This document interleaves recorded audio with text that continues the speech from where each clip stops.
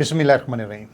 किसान भाइयों, आपका मेज़बान चौधरी अख्तर फ़ारूक में हो जी। इस वक्त किसान इस मामले में बहुत परेशान है कि वो अपनी आमदन के ज़राए कैसे बढ़ाए। तो आज आपको हम जो आइडिया दे रहे हैं उसमें ये है कि एक किसान एक फसल से दो फसलें कैसे ले सकता है। धान का मौसम है, आज काश्तकारी शुरू हो रही है और इसके बाद बिजाई होगी, सब कुछ होगा। तो आज हम इस पर ये कहेंगे धान की फसल से दूसरी फसल कैसे ली जा सकती है। जी हाँ, हमने जो आईडीए में जो तीन चीज़ शामिल की है, दूसरी फसल जिसको हम नाम दे रहे हैं कि उससे उसकी आमदन में इजाफा कैसे होगा।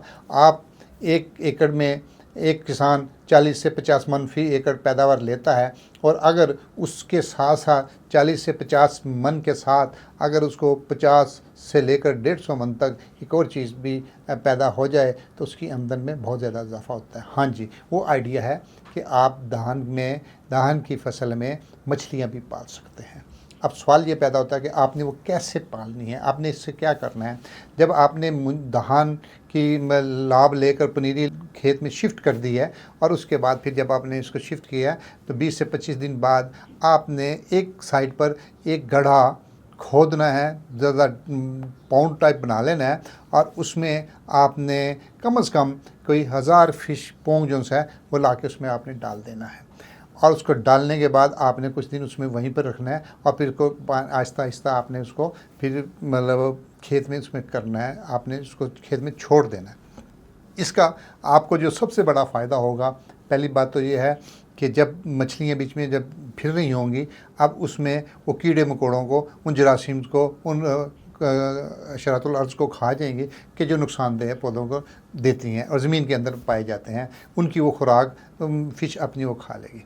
और आपने इस दौरान जो एहतियाती तदाबीर करनी है, जो सबसे पहली एहतियाती तदबीर ये करनी है कि जिस खेत के इर्द गिर्द आपने जहाँ पर मछली डालनी है वहाँ पर आपने साइडों पर जाली लगानी है ताकि मछली कूद कर बाहर ना जा सके और उसमें से और कुछ चीज़ें शामिल ना हो सकें। एक तो आपने ये करना है। दूसरा, आपने पानी का लेवल बरकरार रखना है। क्यों कि पानी का लेवल बरकरार रहेगा तो मछली पल पाएगी। तीसरी चीज़ का जो सबसे आपने अहम ख्याल रखना है, वहाँ पर आपने ये जहन में रखना है कि कोई ऐसा जहरीली स्प्रे नहीं करना कि जिससे मछलियाँ मर जाएँ। ये तो बुनियादी बातें हैं जिसका आपने हर हाल में ख्याल करना है। अब इसमें आपको कोई वो तो तगदो तो करनी नहीं पड़ेगी। आपने सिर्फ एक दफ़ा फ़िश लानी है और फ़िश लाकर, पोंग लाकर, कोई अच्छी वैरायटी जो भी है मार्केट में बेनता वैरायटीज़ हैं कि जिसकी आपके इर्द गिर्द जहाँ पर जो वैरायटी ज़्यादा मतलब बिकती भी हो और आपको पैसे भी दे दे, तो वो आपने पोंग लेना है। छोटे दिनों का मिल जाता है आपको, आपने वो डालना है। ये आपका काम है इसमें तहकीक करना। अगर मज़ीद भी आपने कोई मालूमात लेनी हो तो हमारे चैनल को सब्सक्राइब कीजिए और हमसे रब्ता कीजिए, नीचे हमारा नंबर चल रहा है। ये तो आपने करना है। लेकिन ये बात आपका कन्फर्म है कि जब आपने फसल काटेंगे, धान के काटने के करीब आएगा, तो आपने जिससे जहाँ से 30 से 40 से 50 मन फी एकड़ पैदावार धान की लेंगे, वहाँ पर आप 50 से लेकर 150 मन तक आप मछली की फसल भी ले लेंगे। क्या वो आपकी आमदन में इजाफा नहीं हुआ? आपने तो कुछ नहीं लंबा चौड़ा इंतज़ाम भी नहीं किया और कोई नया सेटअप भी नहीं बनाया, कुछ भी नहीं किया।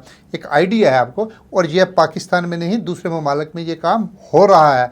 हम तो लकीर के फ़कीर हैं ना, बस कर लिया बस ठीक है। लेकिन दूसरे ममालिक, जापान और दूसरी जगहों पर, चाइना में, हर जगहों पर मछलियाँ वगैरह पाली जाती हैं और उसको कारोबार बनाया जाता है।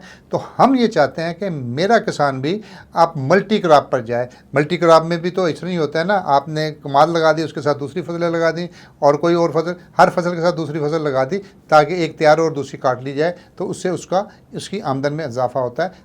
धान के ऊपर, जो धान पाकिस्तान में बहुत ज़्यादा काश्त होती है और तकरीबन पाकिस्तान के हर इलाके में इसकी एक बड़ी मतलब ज़ेर काश्त रकबा होता है, तो क्यों ना अगर किसान इस दफ़ा ये कोशिश करे, और यकीनन जो लोग यहाँ हमारा चैनल देख रहे हैं वो उनको ये आइडिया पसंद भी आया होगा। और अगर आपको नहीं इस बारे में कोई मालूमात, आपने कैसे करना है, क्या करना है, मज़ीद आपने मालूमात लेनी है, तो आप हमारे चैनल को सब्सक्राइब कीजिए, लाइक भी कीजिए, शेयर भी कीजिए।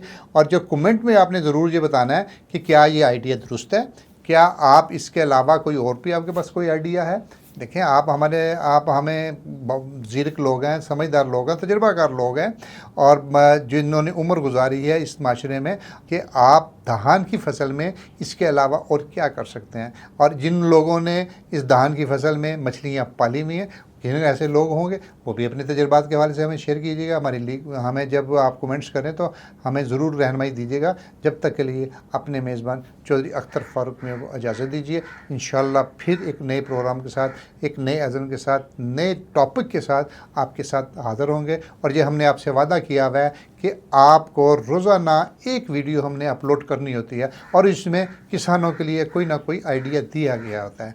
आपने इंतज़ार कीजिएगा, और हम भी इंतज़ार करेंगे। आपने वीडियो देखने के बाद कमेंट का आपका हमें शिद्दत से इंतज़ार होगा। जिस तरह आपको वीडियो के में आइडियाज़ का इंतज़ार होता है, हमें आपके कमेंट्स का इंतज़ार होगा, और करते रहेंगे। जब तक के लिए अपने मेज़बान चौधरी अख्तर फ़ारूक को इजाज़त दीजिए। फिर मुलाकात होगी। अल्लाह हाफ़िज़। किसान जिंदाबाद, पाकिस्तान पाइंदाबाद।